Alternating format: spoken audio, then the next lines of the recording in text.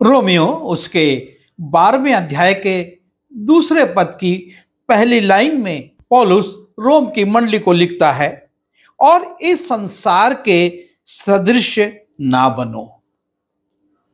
पौलुस रोम के लोगों से, वहां की मंडली के सदस्यों से ये निवेदन कर रहा है कि इस संसार के सदृश ना बनो, क्योंकि परमेश्वर ये चाहता है कि उसके लोग संसार के अन्य लोगों से अलग रहें, वो उनके समान कार्य ना करें, क्योंकि संसार के लोग जो भी धर्म के काम करते हैं उसके पीछे उनकी इच्छा, उनकी मंशा यह रहती है कि संसार उन्हें धर्मी जाने, उनकी धार्मिकता का दबदबा लोगों पर बने और वो अपने आप को अन्य लोगों से अधिक धार्मिक दिखा सके।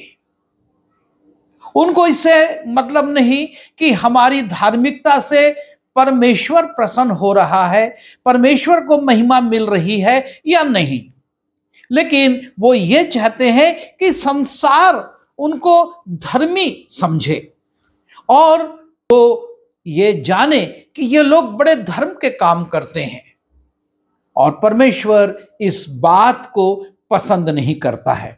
और इसलिए परमेश्वर ये चाहता है कि उसके लोग संसार के अन्य लोगों के समान कार्य ना करें।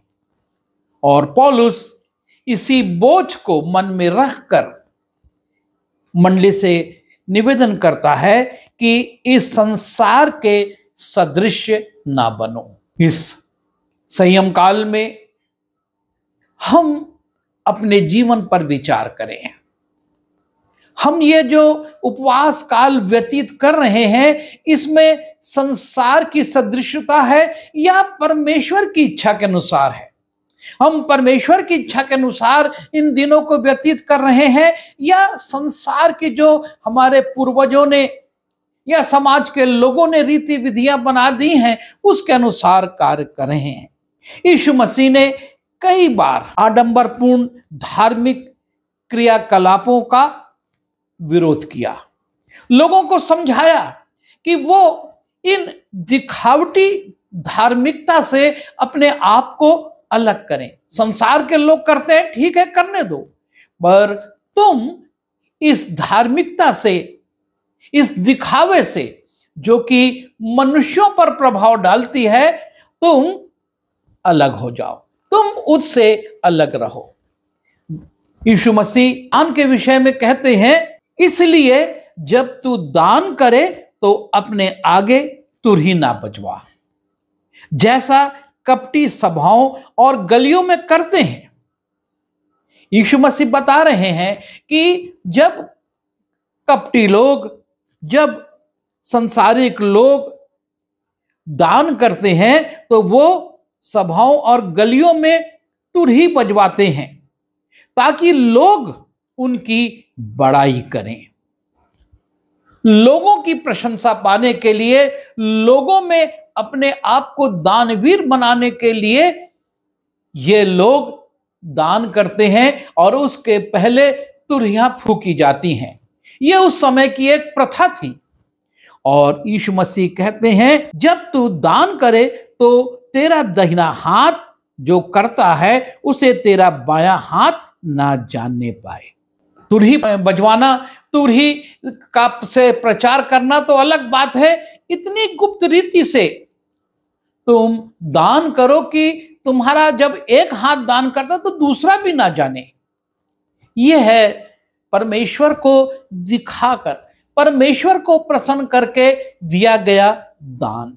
वो ये चाहता है कि हम अपनी भेंटें संसार को ना दिखाएं। और इसीलिए जब उस विधवा ने गुप्त रूप से 2 दमड़ियां डाली और लोग दिखाकर शर्फियां डाल रहे थे, सोने के सिक्के, चांदी के सिक्के डाल रहे थे, यीशु मसीह ने कहा, इस विधवा ने सबसे बड़ा दान डाला है।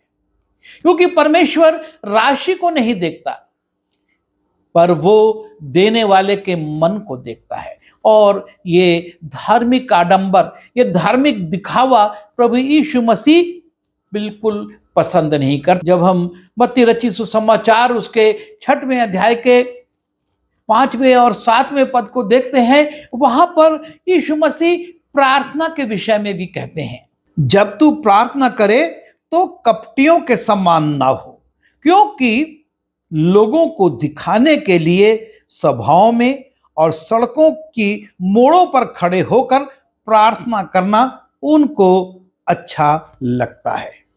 ऐसे स्थानों पर वो खड़े होकर प्रार्थना करते हैं जहां से लोग उनको देख सकें और जाने कि अरे ये तो प्रार्थना कर रहे हैं। लिखा है, प्रार्थना करने के समय अन्य जातियों की नाई बकबक ना करना।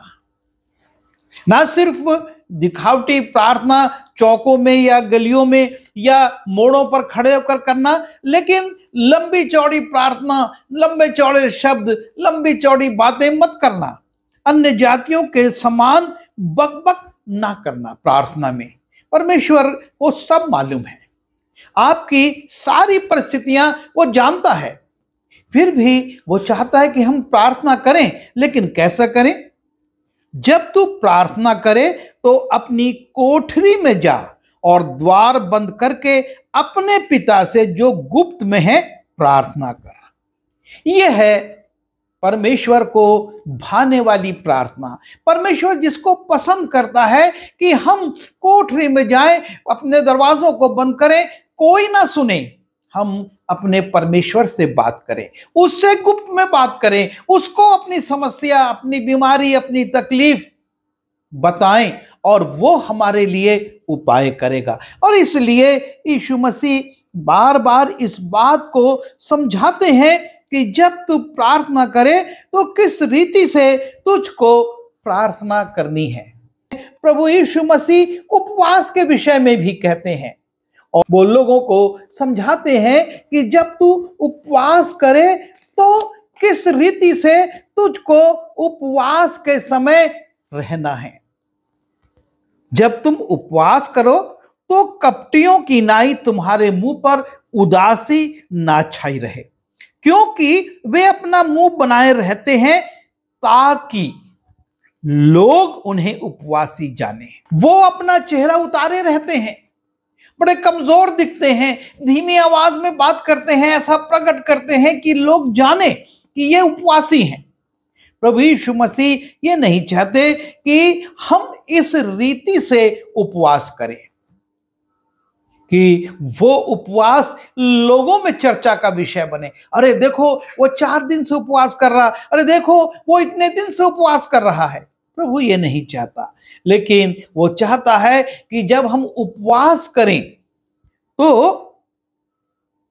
अपने सिर पर तेल मलें और मुंह धोएं, अर्थात हम तरोताजा रहें। लोगों को यह प्रकट ना हो कि हम उपवासी हैं, लेकिन हम अपने सिर पर तेल मलें, मुंह हाथ धोएं, फ्रेश होकर लोगों के पास जाएं। तब लिखा है, ताकि लोग नहीं, संसार के लोग नहीं, लेकिन तेरा पिता जो गुप्त में तुझे देखता है उपवासी जाने। यह है उपवास के लिए, दिखावटी ना हो। जब हम यशाया में जाते हैं वहां पर भी परमेश्वर ने इस दिखावटी उपवास का निषेध किया है, इनकार किया है। परमेश्वर नहीं चाहता कि उसके लोग इन दिखावटी धार्मिक क्रियाकलापों को करें। जब हम परमेश्वर के सामने भेंट ले जाते हैं, हम वेदी पर भेंट चढ़ाने वाले हैं, लेकिन यीशु मसीह कहते हैं मत्ती 5 उसके 23 से आगे, इसलिए यदि तू अपनी भेंट वेदी पर लाए और तू स्मरण करे कि तेरे भाई के मन में तेरी ओर से कुछ विरोध है, तो अपनी भेंट वहीं वेदी के सामने छोड़ दे और जाकर पहले अपने भाई से मेल मिलाप कर, तब आकर अपनी भेंट चढ़ा। इस प्रकार की धार्मिकता परमेश्वर पसंद करता है। उसको हमारी भेंट जब लाई जाती है उसको वो देखता है और साथ में हमारे मन को भी देखता है।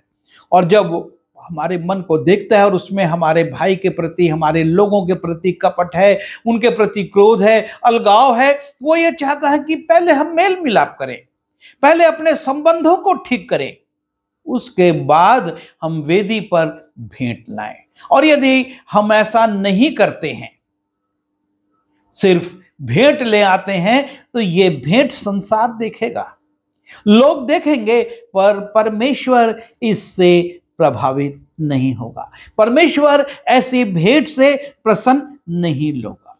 वो नहीं चाहता कि ऐसे तरीके से अशुद्ध मन से हम भेंट लेकर आए।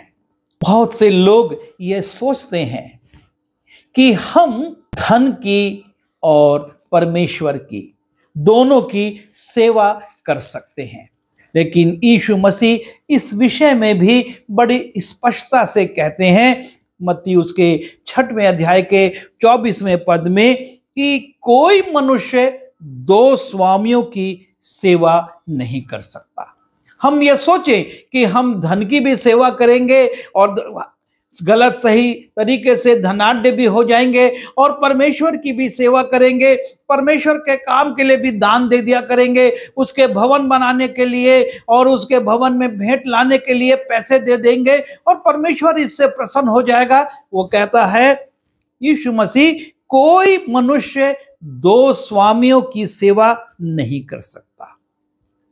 तुम परमेश्वर और धन दोनों की सेवा नहीं कर सकते। यदि हम ऐसा करने की कोशिश करते हैं तो ये हमारी दिखावटी धार्मिकता है।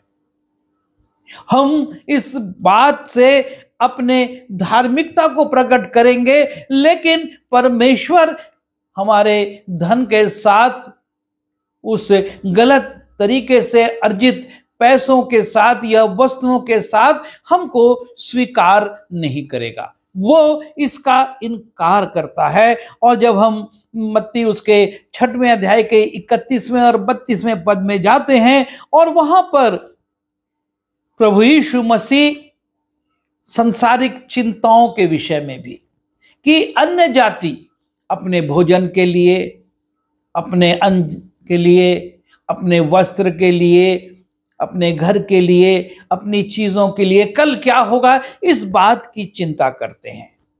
पर वो कहते हैं पिता को मालूम है कि तुमको किन बातों की आवश्यकता है, पहले परमेश्वर के राज्य की खोज करो। तुम अन्य जातियों के समान उन चिंताओं में पड़कर सोचो कि हम धार्मिक कार्यकलाप करेंगे, परमेश्वर इससे प्रसन्न नहीं होता। लूका 12:29 और 31वें पद में यीशु मसीह इस बात को कहते हैं, तुम इस बात की खोज में ना रहो कि क्या खाएंगे या क्या पिएंगे।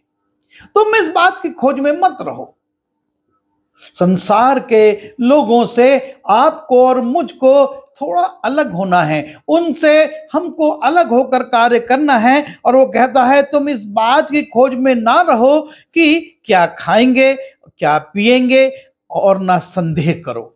हमारे मन में संदेह नहीं होना चाहिए, क्योंकि संसार की जातियां इन सब वस्तुओं की खोज में रहती हैं और तुम्हारा पिता जानता है कि तुम्हें इन वस्तुओं की आवश्यकता है, और उसके राज्य की खोज में लगे रहो तो ये वस्तुएं तुम्हें मिल जाएंगी। आज संसार और संसार के लोग इन संसारिक वस्तुओं की खोज में हैं। वो चिंता में रहते हैं, आज की बात को नहीं करते, लेकिन वो आने वाले दिनों की चिंता में, उसकी तैयारी में रहते हैं। और इसलिए यीशु मसीह ने मत्ती उसके 6वें अध्याय के 34वें पद में कहा, सो कल के लिए चिंता ना करो, क्योंकि कल का दिन अपनी चिंता आप कर लेगा। आज के लिए आज ही का दुख बहुत है। हम कल की चिंता ना करें। हमको संसार के लोगों से अपने आप को अलग करना है, और कल की चिंता करके हम आज की आशीषों को, परमेश्वर के अनुग्रह को भूल जाते हैं, हम उस चिंता में पड़ जाते हैं। लूका उसके 12वें अध्याय में जाते हैं और 4 और 5वें पद को देखते हैं। वहां पर यीशु मसीह एक मानवीय भय के विषय में भी बात करते हैं। जो शरीर को घात करते हैं परंतु उसके पीछे और कुछ नहीं कर सकते, उनसे मत डरो। आज संसार में मृत्यु का भय बहुत ज्यादा लोगों को प्रभावित कर रहा है। वो इस भय से नाना प्रकार के सांसारिक उपायों कर रहे हैं, परमेश्वर के पीछे नहीं जा रहे हैं। वो सोचते हैं हम अपने बंकरों के द्वारा, अपने रक्षा उपायों के द्वारा अपना बचत कर सकते हैं, लेकिन मृत्यु तो बंकर में भी आएगी। मृत्यु तो कितने भी रक्षा उपाय हो उसमें भी आ जाएगी। और इसलिए यीशु मसीह कहते हैं कि जो शरीर को घात करते हैं परंतु उसके पीछे और कुछ नहीं कर सकते, उनसे मत डरो। मैं तुम्हें चिताता हूं कि तुम्हें किससे डरना चाहिए। घात करने के बाद जिसको नरक में डालने का अधिकार है उसी से डरो, वरन मैं तुमसे कहता हूं उसी से डरो, अर्थात परमेश्वर से डरो, क्योंकि परमेश्वर मृत्यु के बाद हमको दंडित कर सकता है। यदि हमने परमेश्वर के भय में चलने में गलती करी, चूक करी, तो हम मृत्यु के बाद उस दंड में चले जाएंगे जो कि परमेश्वर देगा। उस समय मनुष्य की या संसार की कोई शक्ति काम नहीं कर सकती। और इसलिए पौलुस रोम की मंडली को लिखता है कि इस संसार के सदृश ना बनो। संसार के लोगों के समान तुम्हारा दान ना हो, दिखावटी दान ना हो, दिखावटी प्रार्थना ना हो, दिखावटी उपवास ना हो। हम अपनी इच्छा से भेंट लाएं पर परमेश्वर के सामने हमारे संबंध ठीक ना हो, वो बेकार होगा। और हम सोचे कि हम परमेश्वर की सेवा और धन की भी सेवा कर सकेंगे, यह भी असंभव है। संसार के भोजन की चिंता में पड़कर हम परमेश्वर के राज्य की खोज से अलग हो जाएं, यह भी अनुचित है। और हम शरीर के घात करने वालों से डरें, पर जो हमारे शरीर के बाद भी अर्थात आत्मा को भी दंडित कर सकता है, उससे ना डरे, तो ये गलत हो जाएगा। और इसलिए परमेश्वर का दास कहता है कि हम इन सांसारिक लोगों से, इन सांसारिक बातों से अपने आप को अलग करें। और इसलिए 2 कुरिन्थी उसके 6वें अध्याय के 17वें पद में पौलुस कहता है, इसलिए प्रभु कहता है कि तुम उनके बीच में से निकलो। इन संसार के लोगों की धार्मिकता, उनके क्रियाकलापों, उनके दैनिक व्यवहारों के बीच में से निकलो और अलग रहो। हमको अपना जीवन एक अलगाव का जीवन दिखाना है। और इसलिए पौलुस कहता है कि इस संसार के सदृश ना बनो। अगर हम उनके बीच में से निकलेंगे तो लिखा है कि मैं तुम्हारा पिता होऊंगा और तुम मेरे बेटे और बेटियां होंगे।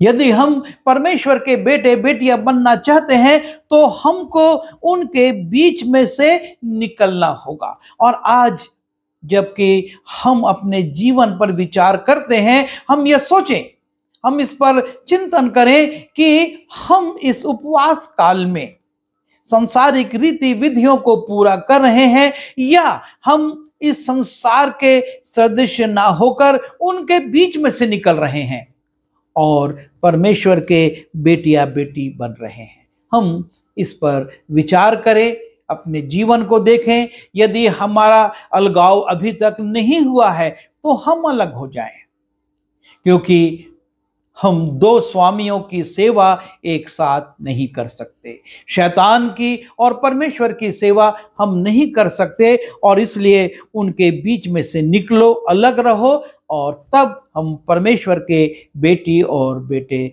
बनेंगे। आइए दुआ करें। प्रभु जी, हमारी सहायता करिए कि हम इस संसार के सदृश्य ना बने, लेकिन हम अपनी धार्मिकता को आपको प्रसन्न करने वाले के रूप में रखें और गुप्त में आपके कार्यों को करने वाले हों, ताकि संसार पर हमारी धार्मिकता ना प्रकट हो, लेकिन हम आपके सामने उन कार्य को करके आपकी आशीष पा सकें और आपके बेटे बेटियां बन सकें। हम सब की सहायता करिए ताकि ये उपवास काल आपको प्रसन्न करने वाला हो, ना कि हमारी धार्मिकता को संसार पर स्थापित करने वाला हो। विनती यीशु मसीह के नाम से मांगता हूं, आमीन।